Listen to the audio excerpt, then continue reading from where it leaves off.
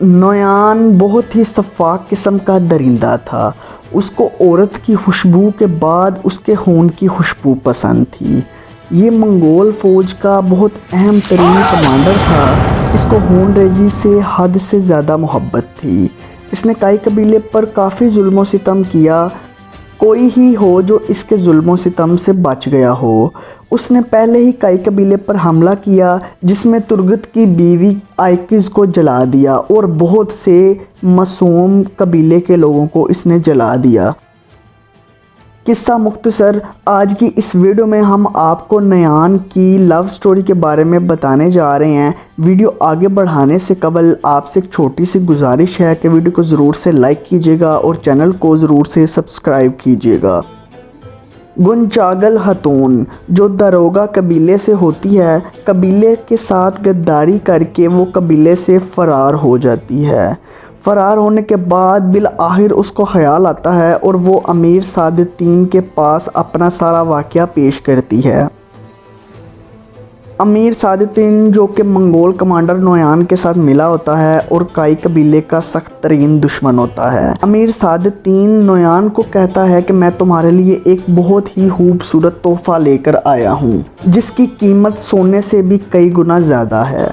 نویان اس کو دیکھنے کے بعد اس کا دیوانہ ہو جاتا ہے اور وہ تحفہ گنچاگل خاتون ہوتی ہے۔ پہلے تو گنچاگل خاتون نہیں مانتی کہ یہ نویان ہے جس نے کافی ظلم و ستم کیا ہے۔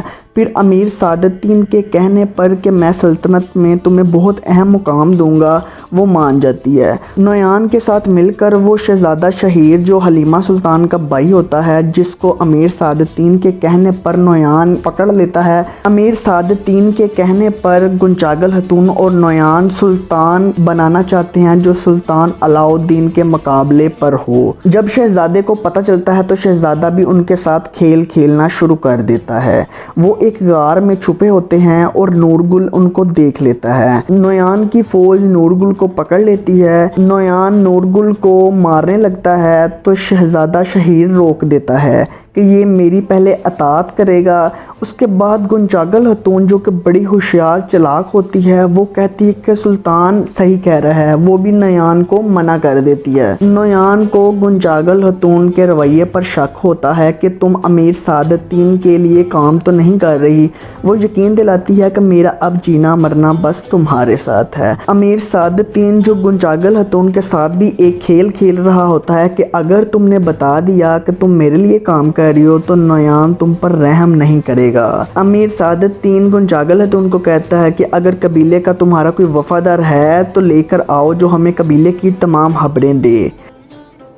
تیمور بیگ کا وفادار سپاہی باقر ہوتا ہے۔ باقر نویان کے ساتھ میں ملا ہوتا ہے امیر سعادتین کے کہنے پر، کیونکہ گنچاگل خاتون جو کہ باقر کو سونا دیتی ہے، اس کے بعد وہ باقر گنچاگل خاتون کا ہو جاتا ہے۔ گنچاگل خاتون بھی کہتی ہے میں تمہیں ایک بہت بڑی سلطنت کا حصہ دینے والی ہوں۔ باقر سپاہی اب نویان کے ساتھ ملا ہوتا ہے۔ نویان کے کہنے پر وہ روشنی کو قبیلے سے لے کر آتا ہے جنگل میں۔ نویان یہ چال چلتا ہے کہ اگر روشنی میرے پاس ہوگی تو تیمور بھی میرے پاس ضرور آئے گا، کیونکہ وہ تیمور سے بدلہ لینا چاہتا ہے اور اسے مارنا چاہتا ہے۔ نویان جلدی سے روشنی کو لیتا ہے اور جنگل میں الگ جگہ پر دور لے جاتا ہے اور گنچاگل خاتون کو کہتا ہے کہ اس کا دھیان رکھے۔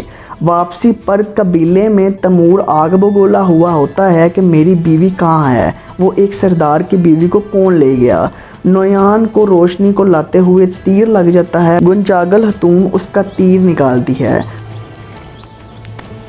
اور روشنی گنچاگل خاتون کو کہتی ہے کہ تم ایک غدار ہو، جس پر گنچاگل خاتون بہت ہی غصہ کرتی ہے اور وہ روشنی کو آ کر تھپڑ مارنے شروع کر دیتی ہے۔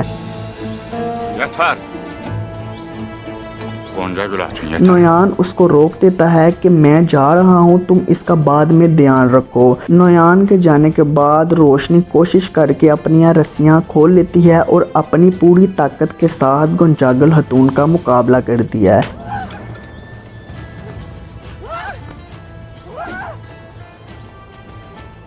لڑائی کے دوران وہ خنجر سے وار کر کے گنچاگل خاتون کو واصل جہنم کر دیتی ہے۔ کچھ ہی دیر بعد نویان آ جاتا ہے اور روشنی وہاں سے بھاگ جاتی ہے۔ नोयान जो बहुत गुस्से में होता है कहता है कि अगर मुझे तुम्हारी ज़रूरत नहीं होती तो मैं कब का तुम्हें मार दिया होता, और आखिरकार तैमूर के सामने वो रोशनी का गला भी काट देता है क्योंकि उसने वादा भी किया होता है खुद से कि मैं गोंचागल हतून का बदला लूँगा। ये थी नोयान की छोटी सी अधूरी सी लव स्टोरी। अगर आपको वीडियो अच्छी लगी हो तो वीडियो को ज़रूर से लाइक कीजिएगा, और अगर चैनल को सब्सक्राइब नहीं किया तो रेड कलर के बटन में क्लिक करके चैनल को सब्सक्राइब करें और साथ में बेल आइकॉन पे ऑल पे इनेबल करें।